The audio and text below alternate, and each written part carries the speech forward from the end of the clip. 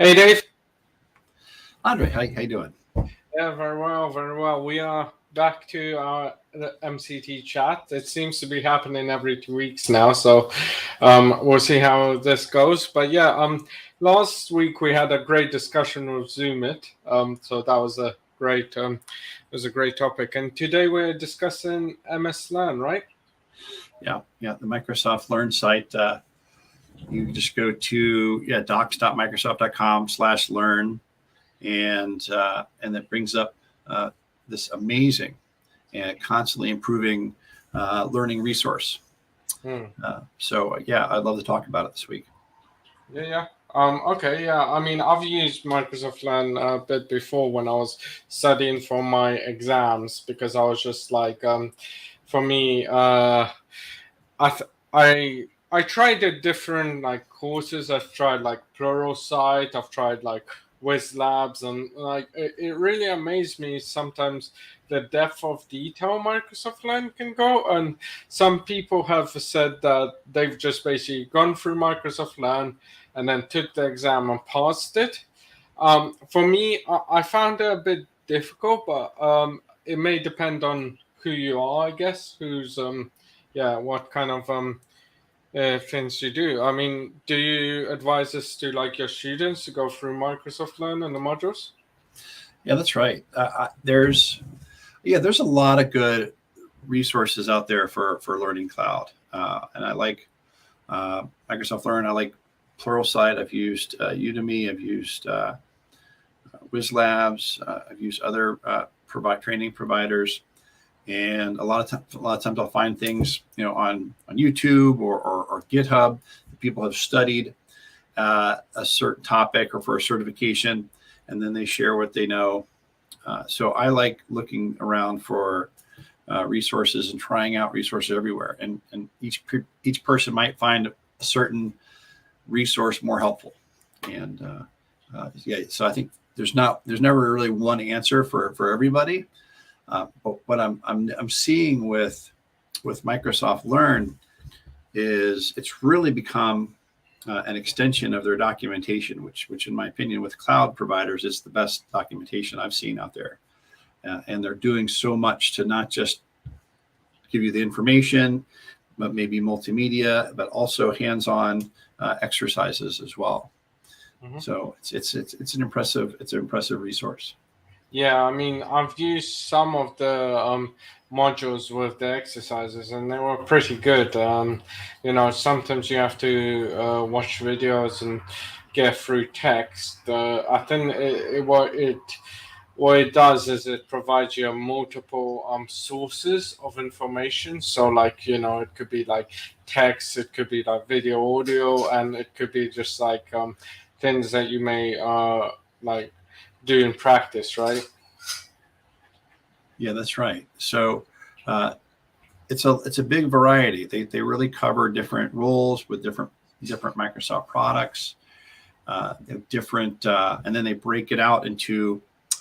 You might have learning paths, which would support different types of roles: Azure administrator, developer. There's a bunch of roles we can look at, and then modules, and then those modules contain units that you can go through and really drill down. So you don't have to necessarily take on a big giant topic. You can just focus on one little portion of the topic that's interesting to you at that moment.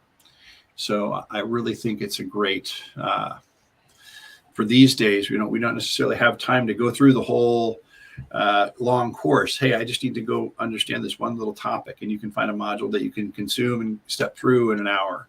Maybe do a short exercise to get a grip on how to use that technology. Yeah. I mean, definitely, it's one of those. I mean, I've gone through a couple of the specialities. I think one of the great things about it is that sometimes the course may not be up to date if you're using, like, for example, like any of the learning providers that we've mentioned. Like, for example, I was like learning from Pluralsight one of the times, and the course content was about 2 or 3 years old, and by the time that got updated, it was it wasn't really relevant for the exam. But the MS Learn modules seem to get updated pretty much all the time, right? Yes. So think about how many, think how much course material has come out, maybe that, you've used that was useful at the time, and now it's not current. So you don't know if it's still useful. Is it, is it, maybe it's still relevant, or maybe certain parts need to be updated.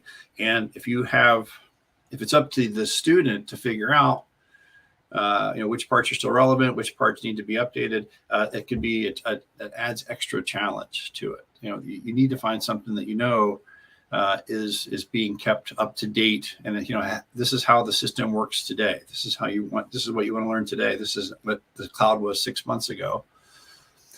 So that means that whoever or whichever providers of learning resources you're using, they need to have the resources and the intention to keep it current. So it's hard for a lot of organizations. Not everybody can keep everything current the way that Microsoft can. It's their product. They're building it as they're updating the capabilities. They have teams. Hey, let's go update the documentation. Let's go update the learning materials for this as part of their process. And I'm sure anybody else could do that, but it's going to be hard to keep up with Microsoft's focus. And they're doing a great job of not just making the product, but making paths for people to learn those products and keep up to date. Yeah, I mean, exactly. I've used it a couple of times. I'm not. They have a leveling up system as well, which is quite like if you play games and stuff like that, you see, it's kind of like a gamesmanship, almost like and you do things, and the more modules you do, some of the modules I actually find are actually interlinked. So you have like one module which could be for the solutions architect exam, but it is also for like the security exam. I find that sometimes as well. Yeah. The administrator. So yeah, you would have general Azure knowledge and Azure administrator, or maybe Azure security. There might be a module that's useful for multiple things, like they have a module that covers Git that's useful for a lot of different paths. It's just one of these basic tools that everybody should know. I don't know how many people I run into every day. I'm teaching them about cloud, and they haven't spent the time to learn Git or command line tools that would make their life easier. So that challenge, that's being able to fill those gaps in people's knowledge as they're learning, because a lot of people just kind of get thrown into their work and they're not formally trained in the cloud. We're learning this as we go. So this resource where that you can go and find those things that are usable in multiple ways. Yeah, I'm constantly impressed with how they're improving it, and I keep referring people to these things.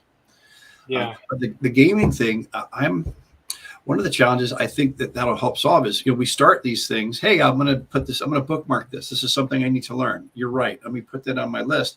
And it never gets, we don't have the time to do it. And I wonder if this gaming approach, where you get experience points and it's tracking your progress, and maybe you can share your progress with other people, maybe that'll help us to find the motivation to keep up and help each other to make progress.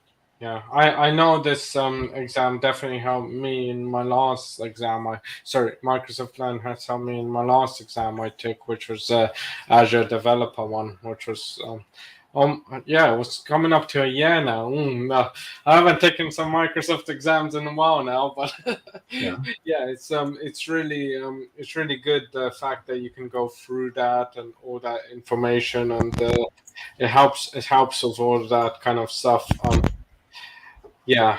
Have you had to do a renewal yet? Have you had to go through the process to do the certification renewal? I've done one for Azure Administrator. I've got 2 to renew. One of the things we could actually talk about, have you seen the new dashboard as well? For Learning Dashboard. It's some of these things. Like, I was trying to view the Learning Dashboard just the other day, and I was like, whoa, like this is completely different to how I've seen it for the last couple of years. And that really, like, flummoxed me, because I was like wondering, where can I find the transcript and stuff like that, because I was searching for a specific thing, right? And then Yeah. I was like, oh, okay. Well, they seem to have made it slightly easier, I think, for MCTs as well, to be able to share their transcript with organizations that need to see it, basically. Yeah, that's right. Yeah, I love that this learning and certification management is all tied together. Yeah. So we can look at that as well. I'm exploring it, and it's moving around. Some of these things I figured out. Some of these things I'm still investigating.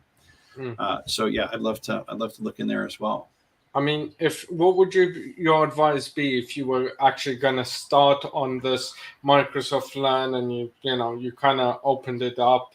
Or how would you tackle it, or what would your advice to students be to tackle it? I mean, I know we're going to see it in a second anyway. I'm just wondering from your perspective. The tool that you need to learn, you can come at it from the perspective of what's the tool that I need to learn. So I'm looking, I need to do an Azure, I need to work with virtual machines, so I'm going to go search for that. Or you can come at it from the perspective of the role. What is the role that I would like to learn and excel in the cloud, like Azure Administrator? And so you can explore based on the product that you're trying to learn more about, or the role that you're filling. And then that narrows down the things that you can learn. And then you can investigate that role. And then there's different learning paths that lead you in through that role. So, and there's multiple products. We'll talk mostly about Azure today, but there's other products that they support within with Microsoft Docs as well. Mm-hmm. So I would start either at the product level and then drill in to the thing that you're looking for, or the role that you think you want to fulfill. Yeah, I mean, at the end of the day, how I always advise people is to book your exam first. Like if you're actually using Microsoft Learn to take an exam, then book your exam first. That way you have a goal that you're working towards. And once you have that goal and you work towards that goal, then you can actually then use the Microsoft Learn to try and progress you through. Because we know that the closer it reaches a deadline, the more active you will be on your learning platform. Yeah, I agree with that. You can find a way to pace yourself. Like when you look at these modules, it gives you an estimate of time to go through those things. And I'm really excited when I see a module that has like an exercise in it. So, hey, we're going to show you how to get hands-on. There's actually the ability to spit up a sandbox environment, so you can try certain things out within an Azure sandbox. You don't need an account. You don't need to risk doing things in your production environment. And that hands-on approach, along with the reading and then the referring back to other resources that are out there, refers you to the docs when it's appropriate. It's a well-focused way to learn. So you can do the concepts with the reading and the media that you get, videos and things like that, and then the hands-on learning there. And then they give you knowledge checks, so they'll ask you little questions at the end that give you a way to say whether you got a good grasp of the content or not. So sometimes if I'm just refreshing myself, I might just jump right down to the knowledge check in a module. Hey, have I been here before? Do I know this stuff, or do I need to dive into this? Has it changed? Maybe that question will help me figure out what I still need to learn. Yeah, totally. Okay, do you want to go through the Microsoft Learn and show how we can go through it? I think I might need to add your screen, so once you share, I should be able to add it. Share screen. I'll share this one. Right, there we are. Great. All right, so here I've opened up the Microsoft Learn. If you just look at Microsoft Learn, your favorite search engine, it comes up. And right now I'm in private window just to kind of see what it looks like for everybody else. So it's localized. So I'm seeing the English, the US version here. Mm-hmm. And to kind of take a step back at the high level here, we can go through and browse. There's a whole catalog of things to learn. And at the top level here, I can search in terms of products. Again, you and I are interested mostly in Azure, but look at this. They're actually got full-on educational topics on GitHub, learning about projects in GitHub, GitHub Actions, a ton of features there. Dynamics and Office 365, .NET development, Power Platform, Teams, and then some other paths here as well. Let me just click on that and see if there's anything else that's listed for us. So, when I click Browse, apparently there's just under 4,300 modules that you can find in here. So it's overwhelming amount. Get used to using these filters. You'll notice that the modules here, have tags, and we can use these to filter it out. So, hey, here's the product. It's Azure. What's the role? We'll talk about roles in a second. And what's the level of this content, and you can use those tags to start narrowing down what you want to learn. So I come over here and check the box next to Azure. Now I'm under 2,000 resources. Still a lot to learn. And then, it's kind of funny because like Azure pretty much represents like half of that almost, doesn't it? It's just like Azure, we saw 4,295 results, and now it's 1,912. So pretty much half of the content is Azure. But then you think, what else is there, right? So, what else is there? We could just focus in on Azure. Although all of the Microsoft products are here, and we'll focus in our interest. But even just saying, hey, I'm focused on Azure, it's still, right. I know they're expanding quite big into the game, or Microsoft on Xbox and everything like that. But in terms of the back-end platforming, they're expanding into that. That I've been kind of looking into as a kind of a side thing, and it just they've got loads of HoloLens. They've got what else is there? They've got like Office, mixed reality, as you mentioned, GitHub, like development, pretty much you name it technology, they probably have it, right? Yeah, it's true. There's the mixed reality toolkit. So I can drill into that. I'm just curious if I click on that. So this is Azure, or it looks like if I uncheck this box here, so I just do mixed reality toolkit. So they have 15 modules just on that topic. Right. So, Windows mixed reality, I can include that. 20 results. One of my colleagues was actually asking about putting productivity and using mixed reality with that. So it's quite interesting that they actually have topics regarding that. So that's quite cool. Yeah.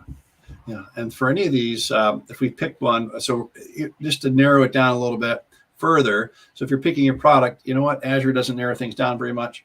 One way you can think about it is the roles. So they have they've created these roles that they're supporting. And it's interesting because the roles kind of surface from over time as technology develops, and Microsoft's working with their customers to figure out, what is it what are the tools that the market wants? And then once they put these tools out there, okay, what do we need to do to equip people to use these tools effectively? So there's this ongoing conversation between Microsoft and the industry to figure out what do we need to be teaching, and how do we equip people to do these roles? What are the basic skills? What are the concepts? What are the skills that those people in those roles need to have? So this is interesting when you click on that role list. So you might go into Azure Administrator here, or let's say we were talking about security earlier. Let's just for curiosity's sake, let's click on Security Engineer. Right. So now instead of having to sift through everything that Microsoft has, now now here's all the things that are relevant to my role that I want to get into. Browsing paths for security engineers. So they'll show you the content, the certifications, and there's a tie-in. Each of these certifications there'll be a learning path that gives you, hey, if you want the certification, EC 500 for Azure security certification, here's the learning paths for that as an example. and then they connect you with any training-led courses. So you can learn all of this on your own. It helps to have somebody who can talk you through it and support you as you're working through, especially for things that are, when you're doing projects, hands-on modules. When you're first starting out, those things can be kind of intimidating, and having a trainer is helpful. But you can do all of this on your own if you persist and you go through it, and you can find your own help. Yeah, I mean, I can definitely relate to that, because I wanted to get into Azure before, and I was like, don't know how. Then I attended, my work had a training session. Well, it wasn't anything major, but it was a 2-day course of Azure that you just basically go into the portal, you sign in, just getting your basically hands dirty in a way, and the instructor's like helping you with that. That is very helpful for when you then try and learn by yourself, because I know when you try and learn by yourself, for example, for me, portal.azure.com is second nature, right? But for someone who's starting brand new, they may not know how to go through portal.azure.com and even seeing all the resources and where everything may be. That can be quite intimidating as well, right? Yeah. Think about, it's hard for us to remember what it was like to be a noob at anything, or the cloud. Like, at some point, you didn't know what a resource group was. You didn't know how to create one. You didn't know why you needed a resource group. And that it's hard to remember that space, but then everybody who's learning has to go through that, understanding, oh, this is a thing I can create that helps me organize my resources in that. And it's useful to have a resource group, because I can grant permission to a resource group and give everybody that resource group, and now they get access to the things that are in it. And if I need to clean up, I can delete the resource group, and all those little things go away. So these things that I'm talking about now had this initial learning where I went from I didn't know to I did know. And that part is super hard for us to understand as people that work in the cloud, when we're explaining this to new people. We'll just throw out a term, create a resource group, and then deploy your things into the resource group. We've already lost them.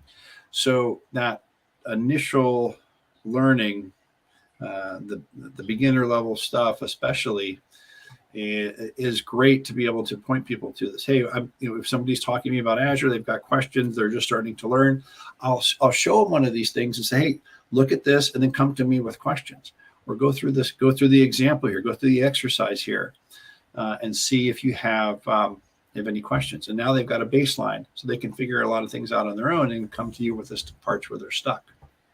Mm-hmm. So yeah, it's been a good resource. So how would you then, I guess, get started over here? So what would you do first? You would first select your role, right?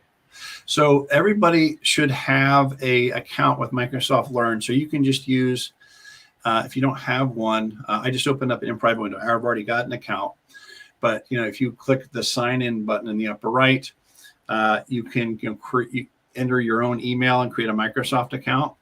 If you don't have one, you can create one with Outlook.com or Hotmail.com extensions, and you can set up an account. And I recommend that you would have, it would be a personal account, because as you're learning your career, you might switch roles within the company, you might switch companies, and you're going to be maintaining your learning process, and the same account you're going to use for your certification process as well. If you're going to go after certifications, and then handle the renewal of those certifications for free online. So we can look at that. So you set up a Microsoft account. So I'm already logged in here. Here's me logged in. So if I come up, a long time ago, I got my own name, davidcobb.net, and I worked somewhere. They said, hey, you have to have a special account just for Microsoft for your certification. And so I created this Microsoft at davidcobb.net. It's my own account. It's not a Microsoft account. But then there's a profile that when I click on this, and then gets into that part you were talking about where it's managing your certifications. Yep. So everybody who who passes any certification exam, so even like AZ 900, Azure Fundamentals, or any certification, They're a Microsoft Certified Professional, MCP, and you get this identifier, this number that keeps track of your certification and your progress. So when you click on the profile here, you get to see all your activity. So it keeps track of what you're up to in here. I know that they put on challenges. I haven't explored this very much, but they put out these challenges every once in a while that, if you go through this learning process as part of the challenge, you might get a free certification exam or some other incentive. Yeah. They usually do these challenges when it's a big event. So Microsoft Ignite is coming up. They had Microsoft Build. Basically, whenever the Microsoft big events come, usually that's when you expect these types of challenges. And they usually like a 30-day challenge. And if you go through all the modules, you then will get a free, certification voucher that you can use for that specific exam. Well, I don't think it's quite specific. You can use it for pretty much anything. Obviously, if you studied for that exam through the challenge, you might as well take that exam as well. Mm-hmm. Yes, so I think I may have clicked and looked and playing around with Windows Virtual Desktop and with security. Didn't go all the way through on some of these, or maybe they just got populated automatically. I'm not sure. But there'll be a build. I think Ignite's coming up. There's the build conference, maybe Ignite conference this year. So when they have those big events, they'll probably put out another challenge. So certifications I've got a bunch of these. I'm keeping multiple certifications active now, and I've had to renew several. It looks like the next one I'm going to have to renew as of next month here is my Power BI Data Analyst Associate. This has changed. I think this used to be DA 100. I think now it's like PL 300, and I know the product has changed. So I'm going to have, if I'm going to renew this, I can go through and take the exam right from here. The renewal certification, I can take it for free in the browser, and I can retake it if I fail it. So I would typically go in here and take it and probably fail it if I've not kept up with the technology. And then it'll show me, hey, here are the areas you are weak. Here are the modules that you want to look at that'll help you to increase your score in those areas. Yeah. So I'm scrolling down here. Here's the path. Oh, go ahead.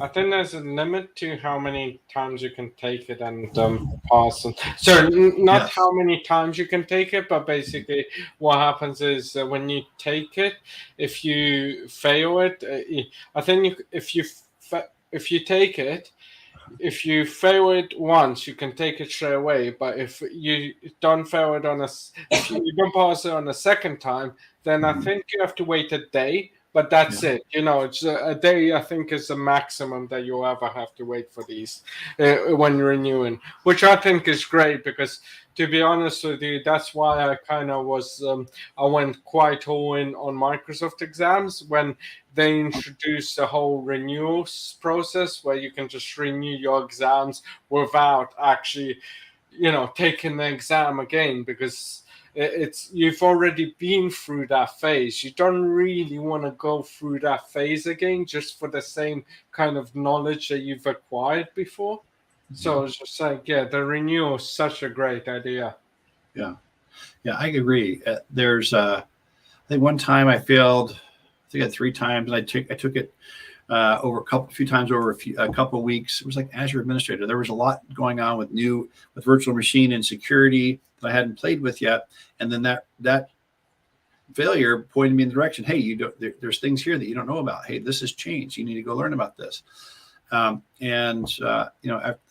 I took it after each of those failures, I got a little bit better, but I said, oh, no, I need to go learn this. So I'm kind of stubborn. I kind of want to go in and take the test and learn from the test what it is I need to learn.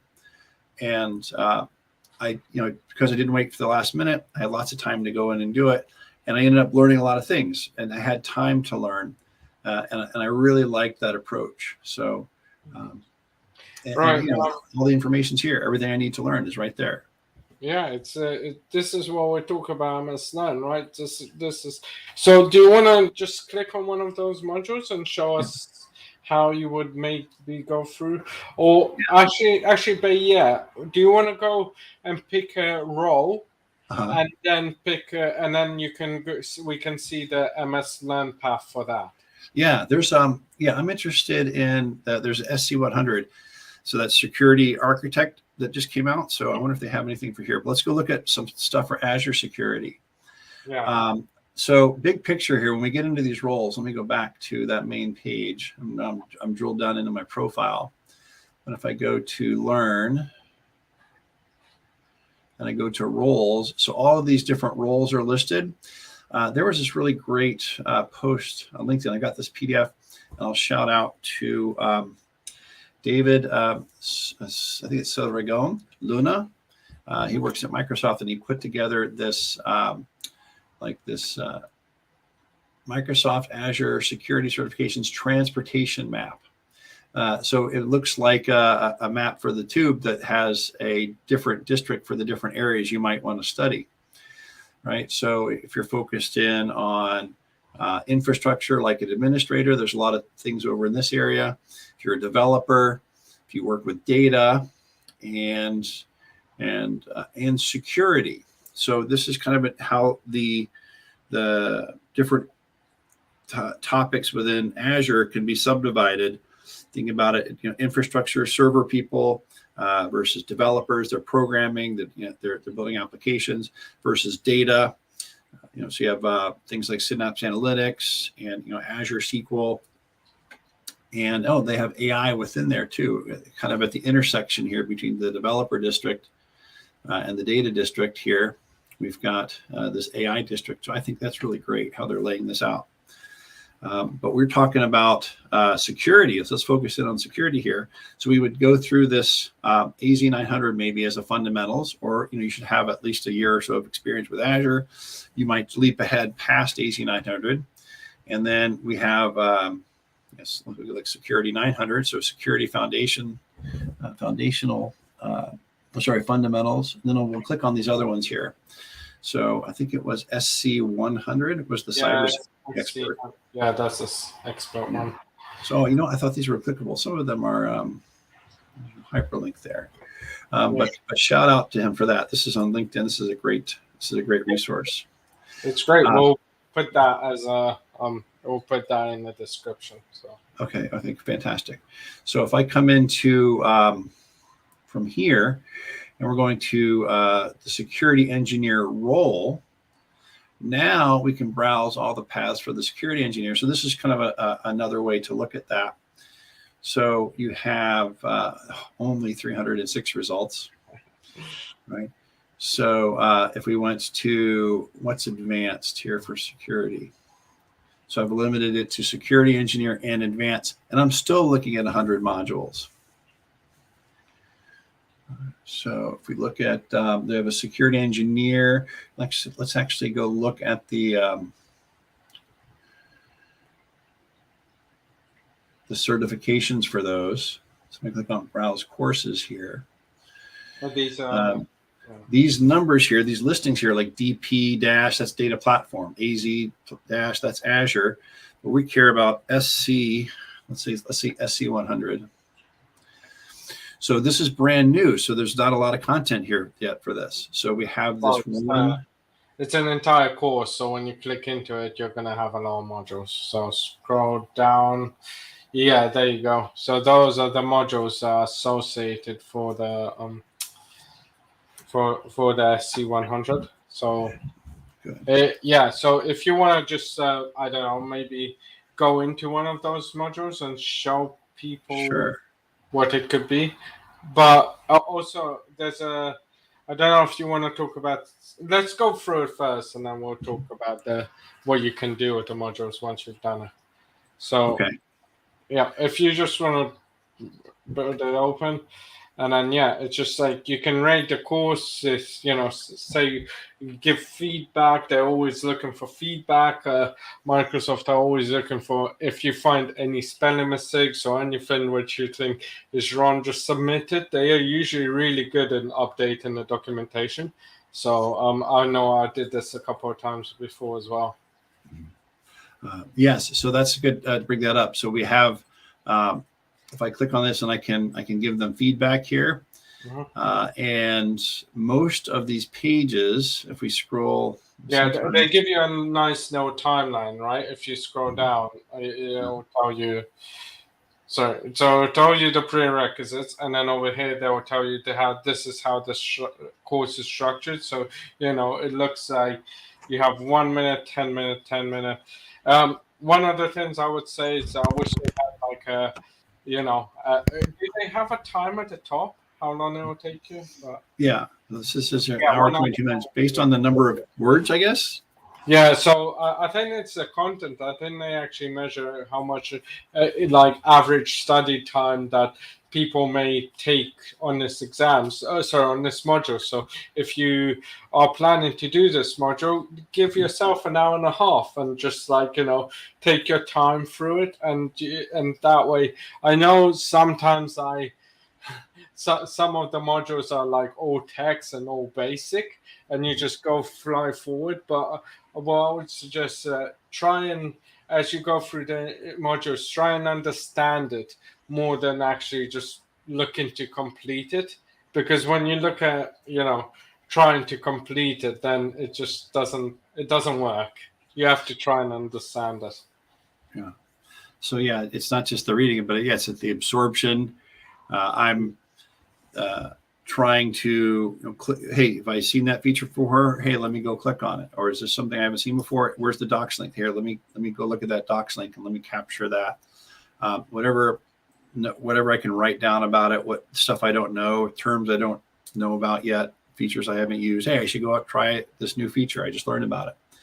And basically interrogating, trying to figure out, well, which part of this, of all of it, do I know, and what do I need to focus on? So, when you first start out, everything's new and you have to learn and dig into everything. But the more you go through this process with the cloud, the more certifications, the more roles, the more that you're learning, you can relate it to what you already know. I can tie this to, hey, I've already got some experience with Azure administration. I learned about role-based access control. Oh, you know what? I had to work with identity management in Azure. We had to set up P2 because we needed to set up multi-factor. So I got a little familiarity with how that works. So then I'm just having to learn what's different. If I jump in, and by the way, we haven't talked about this. You can create collections. Wow, you have about collections. Yeah, I've been playing with this quite a lot. So each time I go through one of these renewals, by the way, when you fail a renewal the first time, it says, hey, here's the things that you missed. Would you like to make a collection? Or here's the areas that you need to study that you were low on in the renewal assessment. And it will build a collection of those. So then I can spend my time just studying the things that I didn't understand or that I was weak on when I do the renewal. Right. So you can create a new collection. I would love to see the ability to share collections. I know that says it's publicly viewable. I'm hoping that they're going to give us a way to search. Like, I'd like to say, hey, what are Andrei's collections? Has Andrei saved any good collections, or are there any good collections out there that people like about working with Azure security architecture, and then be able to get content curated by other people? I think that would be really neat. So they haven't got that yet, have they? They say collections may be publicly viewable, but I don't know what that fully means. But Azure security. Can I do that? Dave's Azure security. Okay, so apparently I already have a security collection, so I'll save a new one. So it shows me which learning path this is part of, so I can click and get back to that selection. So the learning path, if I click on the learning path, it has these modules, and then we drill into these modules, and then they have units. So this module has 11 units. So if I go into each of these units, start with the introduction. So learning path, module, then now a unit I can absorb in a small period of time. And so they give me the introduction. Here's what we're going to do. They give me several bullet points. This is big. A lot of folks will jump in and learn, hey, I'm ready to learn Azure security. Well, let's look at the requirements. You should know a little bit about security policies. and requirements and zero trust architecture, managing hybrid environments, work experience with zero trust strategies. So there's a lot that if you jump in here, you might say, well, wait, let me go learn about these things first. Here's some knowledge gaps I'm going to need to fill in when I learn this. Yeah, I mean, like there are some, like for example, the SC100, it's an expert certification, but like for example, you might need to, if you are brand new to security, maybe SC900 might be a shout, or AZ500, or like the fundamentals and associates, rather than jumping into the expert, because the expert is going to test you more. Yeah. And a lot of it, and it'll be granularity. So it probably, you would never start a role. Hey, I'm going to start with my first role. I'm going to be a cybersecurity architect. You would probably move into that from multiple roles, maybe doing support, maybe administration, maybe some, development, maybe things like DevOps would be related, and then there's security level analysts. There's other ones in that security path. Go back to that. Like if I'm going to jump into here, before I go to that, maybe I want to look at the fundamentals of security. And then they have an analyst level role. They have a identity and access administrator role, information protector or information protection administrator role. So all of those things might help you be more ready to take on, full on architecture role. And so we get this high level view of what it is. And then we click this link to go to the next issue. If there's an issue here, let's say there's a typo, or maybe I think that there's something wrong or broken or doesn't make sense. There's an ability at the bottom of each of these to do a report of the issue. And these there's actually a GitHub repository for all of these documents, all the documentation here, all of the a lot of times the learned content. You can actually see the Git repository, and the developers or people that are contributing to that documentation can participate. Maybe we'll talk about that next time. Maybe we should go look at some interesting GitHub profiles around Azure at some point. Mm-hmm. Yeah. But yeah, so there's this that topic. So I go on to the next unit, overview of zero trust, and I can drill into this. Again, a lot of things to read. Hopefully you've got some diagrams that support the material, talking about principles around zero trust. So assume compromise, right? Any traffic, you got to assume that it might be a bad guy trying to penetrate your network. So you're verifying all trust and security decisions use all relevant available information and telemetry. So then we would go and figure out, well, how do we do that? And then everything that we work with in the zero trust has the least privilege. You're not walking around with full-blown administrator rights. You're using the least amount of permission possible. So that reduces the blast radius. So if something does go wrong, so your credentials do get compromised. If you're using least privilege, you're limiting the damage. You're limiting the potential fallout from that compromise. So so now I can go through and get a better concept of what this is in a lot of detail. And if I click continue, it'll take me to each of the steps. Let's zoom back up. Let's go back up to the module itself. So it looks like they're covering a lot of different concepts. And I want to focus in on a couple of these towards the end. You'll typically have a knowledge check and a summary. But let's just have a look at this as well. There's also some modules have a video as well, which you can watch, and that helps explain what you've just read. Yes, yeah. The extra material that they bring in to make this full feature, and it's not just reading. They're giving you other things to do. Yeah, I think it's really great.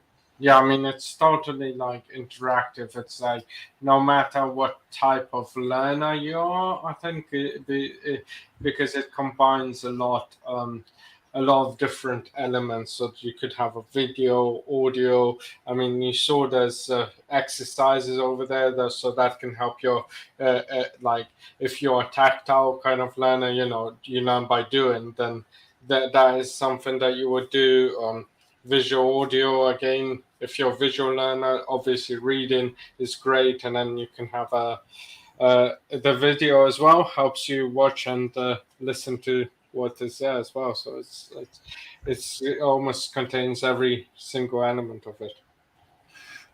Yeah, I think that makes sense, because switching those keeps your interest up.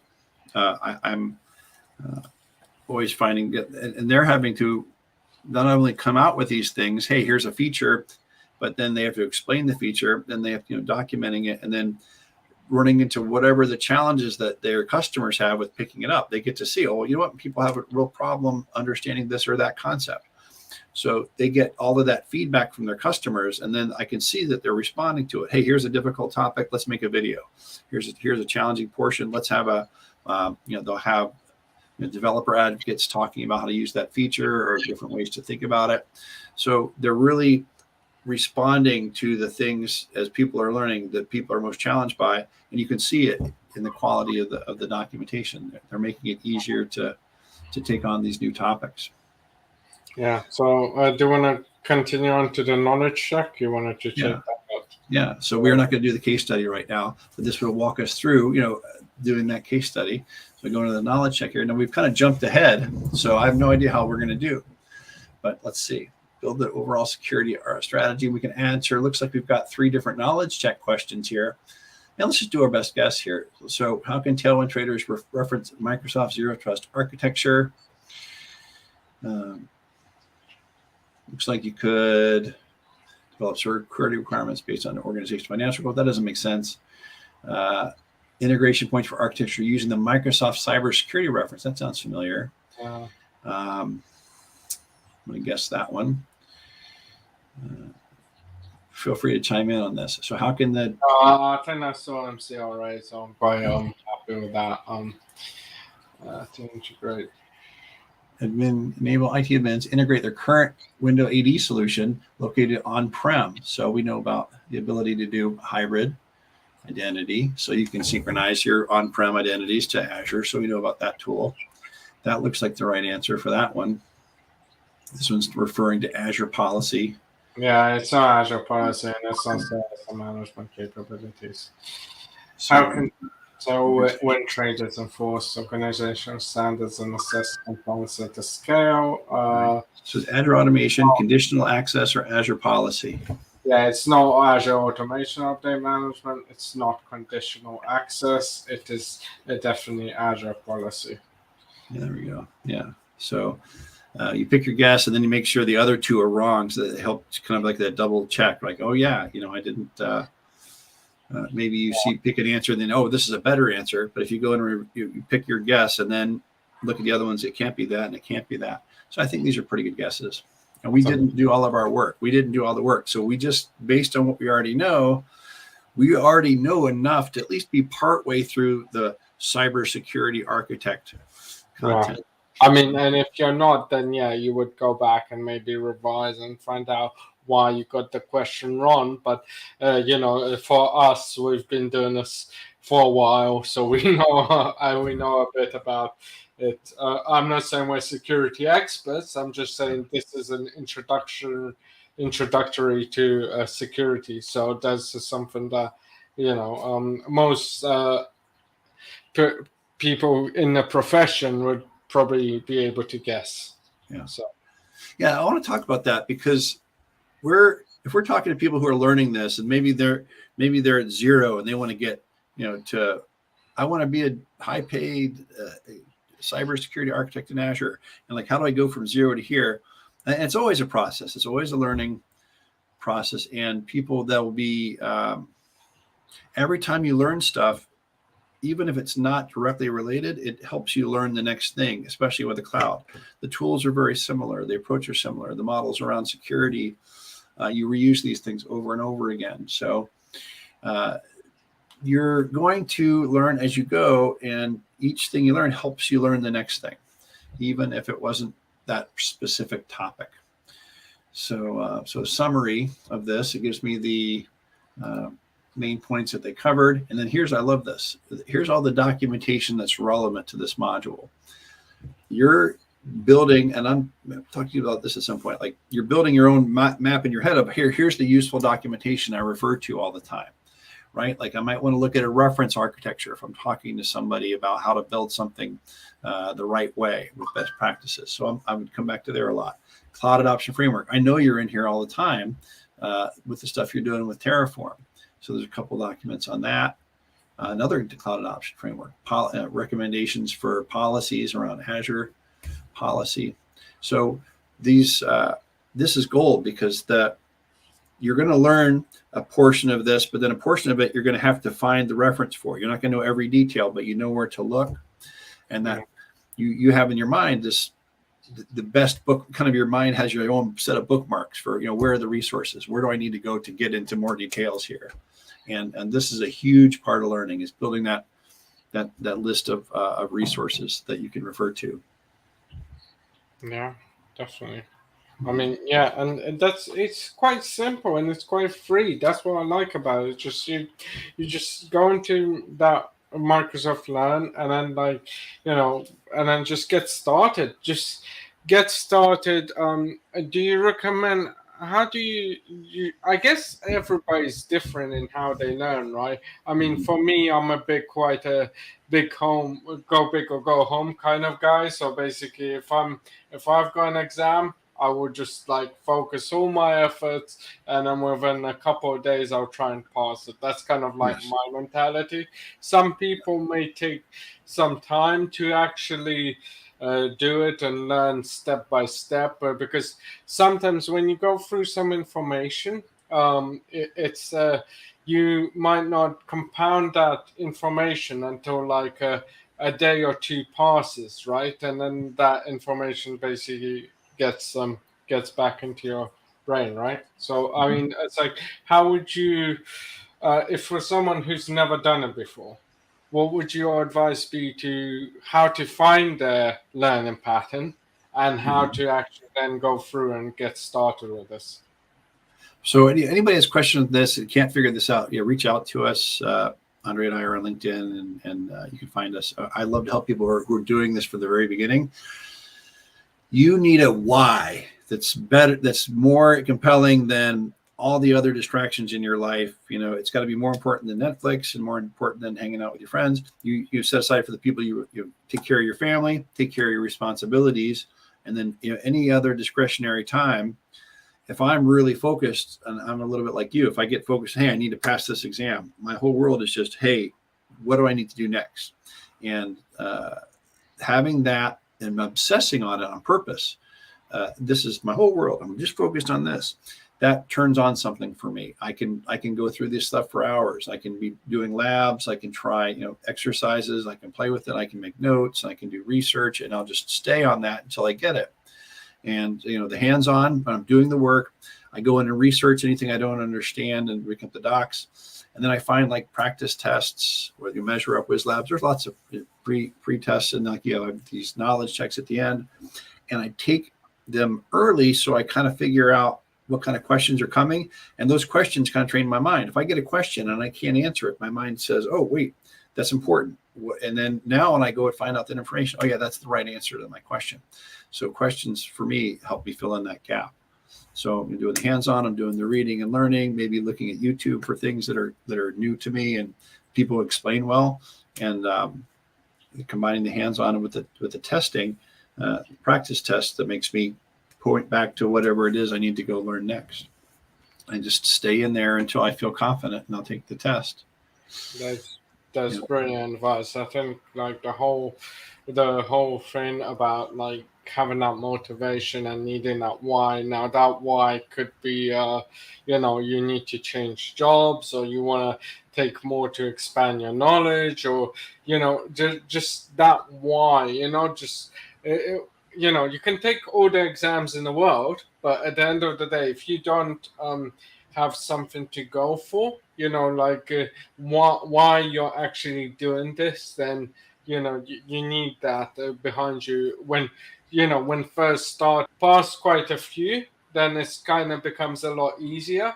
But like the very first time you take any Microsoft exams, you need that why to basically say, look, I need to pass this in order to get X. You need to think about it that way, because I can definitely tell you from that experience I had that, because I had a cloud engineer job, yeah, and there was a DevOps, and we had a project that we were coming up, and they were like, oh, we need you to basically learn DevOps because we're gonna put you onto this project. So I was like, okay, so essentially I was like, fine, I will go ahead and I will learn the AZ400 because that was like, and I put my heart and soul into it, like over a good few weeks, just like every night learning, just so I can actually get that.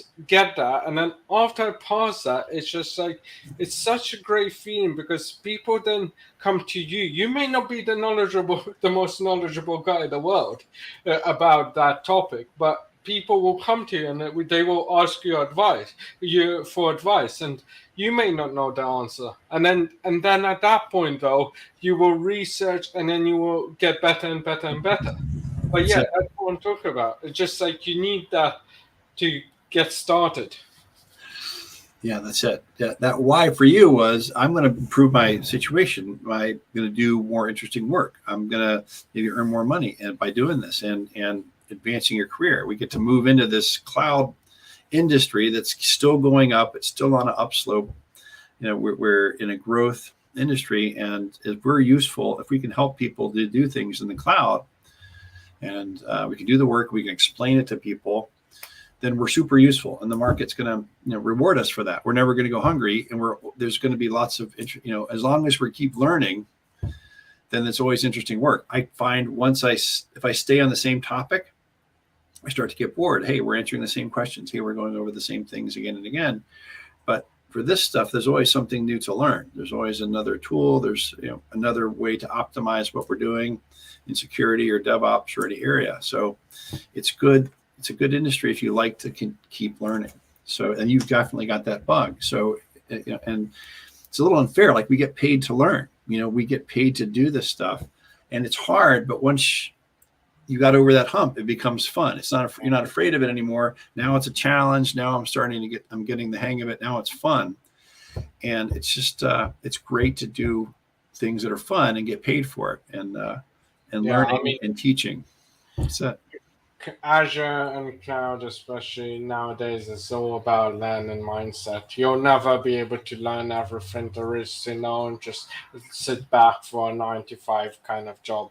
Maybe, but like if you want to, if we're talking like, if you want to get those big numbers, if you want to get promoted and all of that kind of stuff, it's an always learning kind of environment. You never actually go stagnant in it. And I think it suits a few people. It doesn't suit everybody, but that's kind of. But it's just a matter of your personal situation and how you can use that to improve your personal situation. That at the end of the day, it's you that really matters, as opposed to billions of people out there. So yeah, it's true. I can't believe we're always up in an hour. So like in the future, I want to get into, there's this whole other area where Learn supports educators. There's a whole nother week. That's a big conversation area that supports students. We can get into that sometime. And there's a lot of resources. I discovered there's even an API that you can gather this information in a JSON format that you might want to use in your own learning management system. And they're just sharing all this information so that you can integrate. So those are more things we could talk about next time. Yeah, that sounds good. All right. Well, thanks for joining, and we will look forward to having another one of these sessions. Andrei, it's great. Thank you so much. Mm-hmm.